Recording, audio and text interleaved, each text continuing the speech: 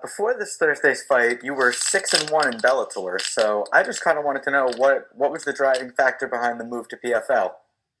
I was 7-1 in Bellator, and I apologize. you're good, sir. It's just numbers. I like the PFL. I like their format. I like what they stand for. Everything is earned and not given. There's less politics in this organization, and it's more about what you do in the actual fight, and I enjoy that. Got it. Thank you very much. Best of luck Thursday. Up next, let's go with Ross.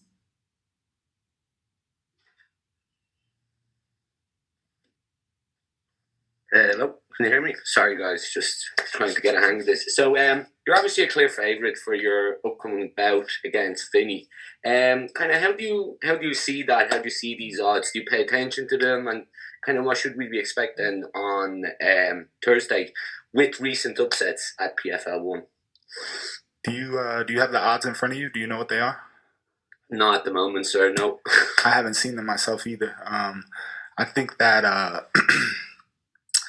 I'm a better MMA fighter than Vinny. He's a great jiu-jitsu fighter, but this is MMA, and there's many facets to the game, and I think that I will show the difference between MMA and jiu-jitsu come Thursday night. Okay, thank you. Best of luck. Mike Owens. Hello, Jordan. This is Michael from Mike Owens Media. There's a lot of big names signed to the light heavyweight tournament this year. With that being said, do you feel like you're flying under the radar in terms of fans' impressions? I think if I am flying under the radar, I won't be come Thursday after Thursday. And if I am flying under the radar right now, I think that's a mistake. I'm the youngest guy in the division. I'm faster than all these guys, and I have better footwork and mobility than all these guys. That's not to disrespect them. They're all veterans of the game, but they are older, and some of them have been weathered. Some of them have the book on how to beat them already written. And there's a couple tough guys. I will give them their respect. Superb. Thanks for your time, and good luck for Thursday. Tanai. Hey Jordan, Tanai from MMA Island. So just to let you know the odds, you guys are even money at -113 apiece. Obviously you have 9 submission wins and Vinny has 16. Who do you think has a better jiu-jitsu game? I think he's competed at a higher level in jiu-jitsu, if we're just being honest. But I think that I have the skill set to finish anybody with jiu-jitsu, including Vinny. But I don't necessarily care to test that out. This is a tournament, and it's very important that I establish myself in the PFL. And there's many other ways to beat Vinny. Thanks for the honesty, man. Good luck on Thursday. Up next, Alex Cageside. Hi, Jordan. It's Alex from Cageside Press. So you suffered your first professional loss in your last fight, and it's always fascinating to me how athletes bounce back from that. I guess, did that loss fuel you, or are you just happy to get that 0 off your record so you don't have to kind of be asked about it every interview? You only get paid half your money when you lose. Never excited to lose a 0. But with that being said, shit happens, and I think that I'm in great position to show my full skill set. I needed surgery after that fight. That's neither here nor there. The kid fought a good fight that beat me, but I wasn't at my 100%, and I know that in my heart. So the loss doesn't bother me, and I know what I'm capable of. Awesome, and good luck. Breeze.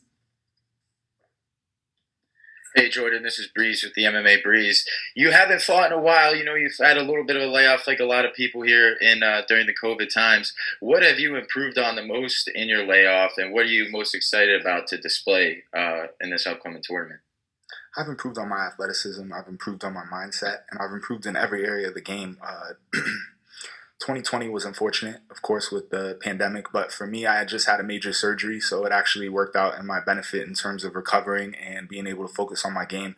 I started fighting professionally at 19 years old, so I didn't really have too much time to take a step back from live competition and try to round some things out that maybe I need to work on. So I've had a little bit of time in 2020 to do that. First time in my career. Cool. Thank you, man. Mason. Hi, Jordan. This is Mason from the Sports Sesh podcast. How you doing? My man.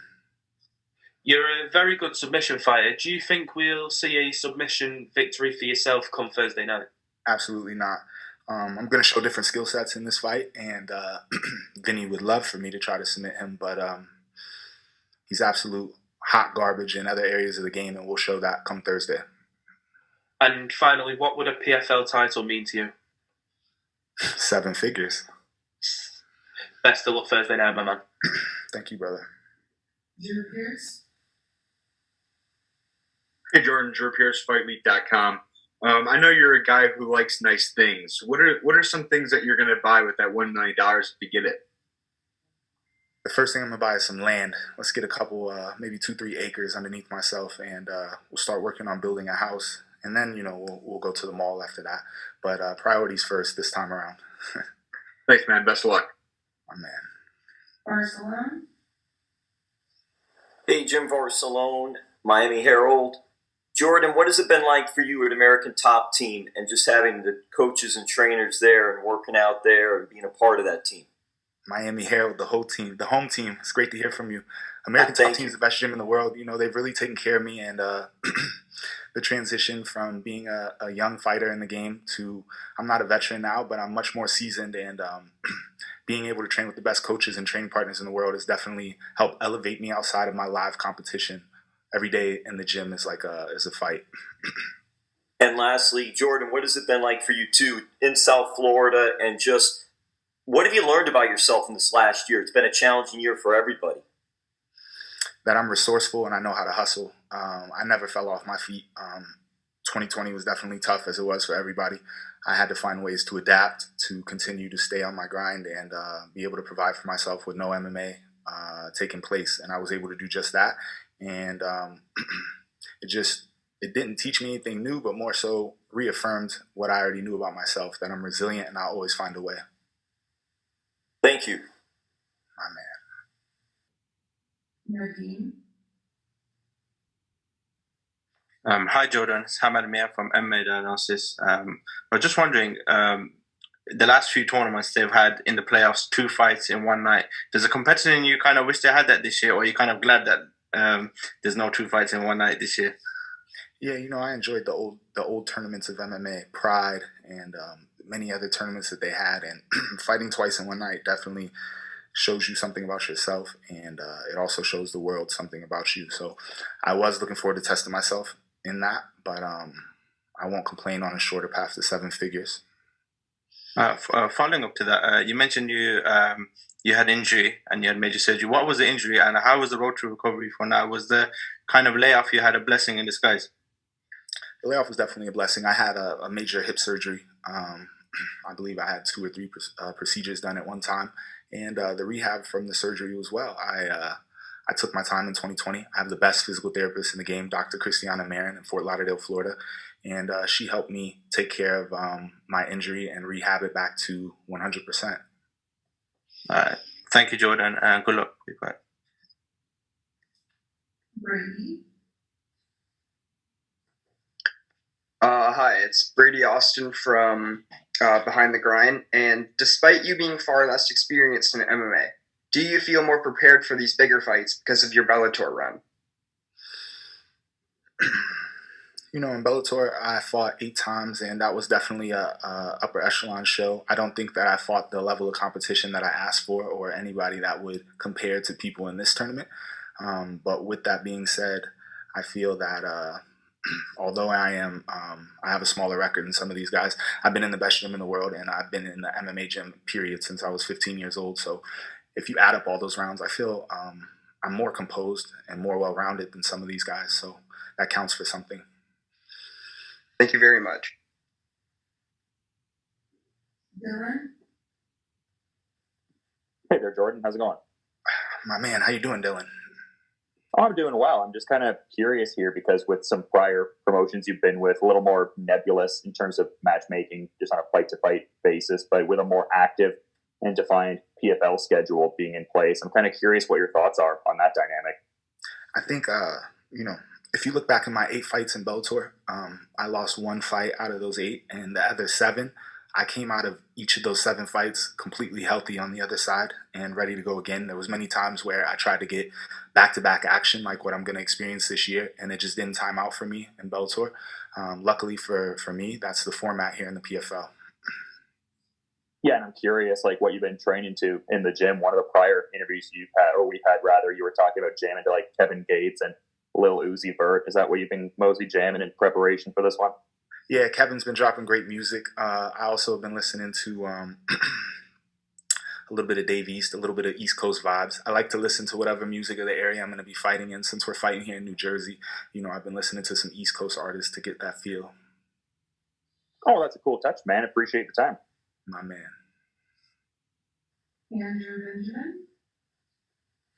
Hey, Jordan. Andrew with MMAsucker.com. Curious to know, how do you feel that you'll be competing with no crowd since the majority of your career has been in front of a crowd? Just curious to know, how do you feel about that type of environment? I'm excited. I think it brings it a step closer to being just like another day. Something that, me and my coaching staff say before the fights is that this is just another 15 minutes out of my day. It's just another day. And no crowd is kind of like the gym. And you'll be able to hear your coaches. You'll be able to hear the strikes. And I like to talk during my fights. I think that with so many people in the crowd and all the yelling and whatnot, it kind of gets drowned out. And maybe the cameras will be able to pick up on that. Sorry, just clarify. When you say talk, do you mean like talking to your opponent, or try to get into your side of the cage and talking to your coaches? Could you just clarify what you mean by that? I talk straight to my opponent. I let him know exactly what I think during the fight. During this fight, I have a little bet with my coach. Let's see how fast we can make Vinny shoot in the first round for a takedown. And, I'm guessing he does it in under 120 seconds. Great. Thank you very much. Good luck. Hey, Jordan. Tanai from MMA Island again. Could you tell us how your experience has been at the PFL bubble, Atlantic City? How's it treating you? It's treating me well. It's a business trip. I'm very focused on myself and what I need to do to be locked in come Thursday night. I think they've been doing the best they can, and I've been noticing the tweaks they make as time has been going on. This is something that's not only new for the fighters, but new for them as a promotion. And over time, things have been improving, and I'm excited to come back out here for my second fight. I think that they will have the logistics down even better, and the bubble will be even more improved. Appreciate it. Have a good one, Jordan. Yes, sir. Suki. How's it going, Jordan? Suki over here. I just wanted to, I had a bunch of questions about American Top Team in your camp, but, these guys are coming off of one of the biggest camps they've had with Jorge Masvidal. Do you have any personal connection, professional connection to that? How'd you feel about that fight there? I did not like to see that for George. I've helped George out in a couple of his camps. I helped him for the Donald Cerrone camp, and I was his main sparring partner for the Darren Till fight. We had successful outcomes on both of those fights, and George has been somebody that I've been able to look up to for advice, not only in the fight game, but outside of fighting in general life. So he's somebody I hold a big respect for, and I was wanting to see him grab that title, but this won't be the end for him. He's a real fighter, and I know he'll be right back. Well said. Thank you, Jordan. All right, last question. Let's go, Tariq. Hey, how you doing, brother? It's Tariq from the Havoc Hour. Just wanted to ask here, you sound confident going into this fight against Vinny. Have you watched a lot of film on him, particularly like the last season in PFL? Yeah, I looked at the last couple fights. I think that if you look at Vinny's fights in the PFL, when he wins, it's in the first round. He's not taking guys into the second, third round and getting submissions. And when he does win, it's by submission. He had kicked Brandon Halsley, but he gets zero credit from that for me. I was there that night, and I also would kick Brandon Halsley in the head. So, I think that I know exactly what to expect from Vinny, and I think I know exactly what to bring to the table to stop that from happening and to impose my game plan. Sounds good, man. Good luck this Thursday, man.